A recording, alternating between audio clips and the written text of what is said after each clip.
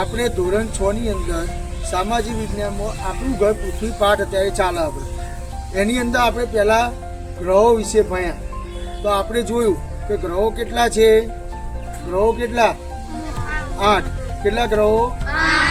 8 ગ્રહો વિશે ભણ્યા અને આજે આપણે એના ગ્રહોની માહિતી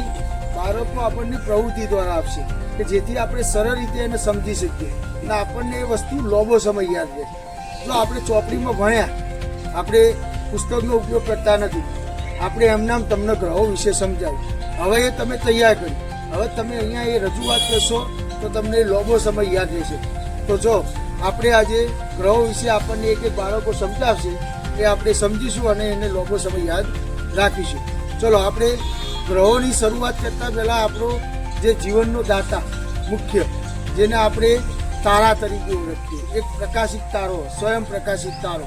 એનું નામ છે સૂર્ય તો પહેલાં આપણને સૂર્ય વિશે સમજૂતી આપશે ચલો સૂર્ય વિશે હું સન્માનિત તારો છું હું પૃથ્વી પરના જીવનનો દાતા ગણાવ છું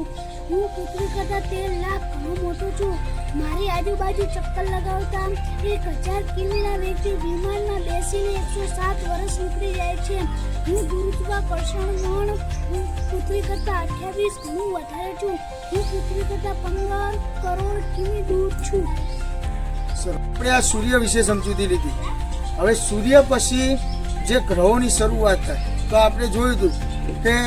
સૂર્યની સૌથી નજીકનો ગ્રહ કયો તો બુધ તો હવે આપણે બુધ વિશે સમજૂતી લઈશું મારું નામ બુધ છે હું સૂર્યની સૌથી નજીકનો ગ્રહ છું મારો રંગ પીળાશ પડતો છે મારા ઉપર વાતાવરણ અને કોઈ ઉપગ્રહ નથી હું સૂર્યની સૌથી નજીકનો ગ્રહ છું સૂર્ય પરથી આપણને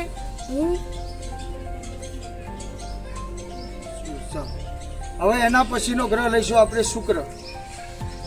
મારું નામ શુક્ર છે હું સૌથી ચમકતો ગ્રહ છું હું કદ અને વજનમાં પૃથ્વી જેવો છું જેમ કે પૃથ્વીનો જોડિયો ભાઈ હું જળખાતમાં ચંદ્રને મળતો આવું છું હું ઉપગ્રહ નથી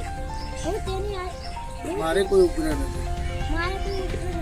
હું તેની આજુબાજુ વાયુ અને વાદળના ઘટ આવરણોને કારણે તેનો અભ્યાસ થઈ શકેલ નથી સરસ હવે આપણે ગુરુ ગ્રહ વિશે માહિતી લઈશું મારું નામ ગુરુ છે મારો રંગ પીળાશ પડતો સફેદ છે મારી આજુબાજુ કોઈ વાતાવરણ નથી તેથી હું ઠંડો ગ્રહ છું એવું માનવામાં આવે છે હું સૌથી મોટો ગ્રહ છું સરસ હવે આપણે જે આપણો જીવનનો દાતા છે જેના ઉપર આપણે રહીએ છીએ એ ગ્રહની વાત પૃથ્વી વિશે મારું નામ પૃથ્વી છે મારું સ્થાન શુક્ર અને મંગળની વચ્ચે છે હું મારા ધરી પર 24 કલાકમાં એક ઓટો પૂરું કરું છું સૂર્યની આસપાસ લગભગ 365 દિવસમાં એક ઓટો પૂરો કરી શકું છું મારા પર દિવસ રાત ઋતુઓ જોવા મળે છે મારે એક ગ્રહ છે ચંદ્ર સરસ હવે આપણે મંગળ ગ્રહ વિશે માહિતી લઈશું મારું નામ મંગળ છે મારો રંગ લાલ છે મારું વાતાવરણ ઊંચું છે પૃથ્વી કરતાં વધુ ઠંડી અને ગરમી પડે છે મારા ઉપગ્રહ 2 છે મંગળ કરતાં જીવસૃષ્ટિ અને મંગળ ઉપર જીવસૃષ્ટિ વિકાસના પ્રયત્નો ચાલુ છે સરસ હવે આપણે શનિ ગ્રહ વિશે માહિતી લઈશું મારું નામ શનિ છે હું ગુરુ અને યુરેનસની વચ્ચે રહું છું ગુરુ કરતાં પછીનો મોટો ગ્રહ છે પછી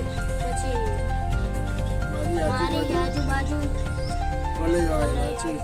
તેથી હું સુંદર લાગુ છું અને કયા નામે ઓળખાય શનિ ગ્રહ કાગડિયા ગ્રહ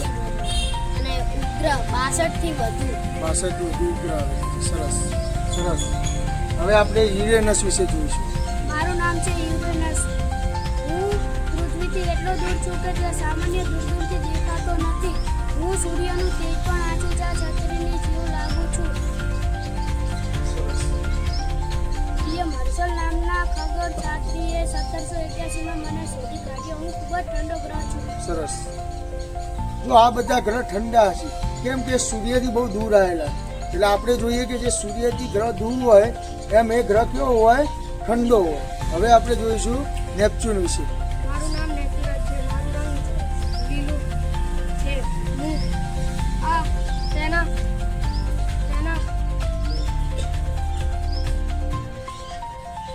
સરસ. વિશે. તેના પરથી મને મારા ઉપર મિથેન નામનો ઝેરી વાયુ આવેલો છે મારું અને મારા ઉપર પૃથ્વીના જેમ ઋતુ પરિવર્તન છે. થાય છે. સરસ. જો આપણે આ ગ્રહો વિશે જાણી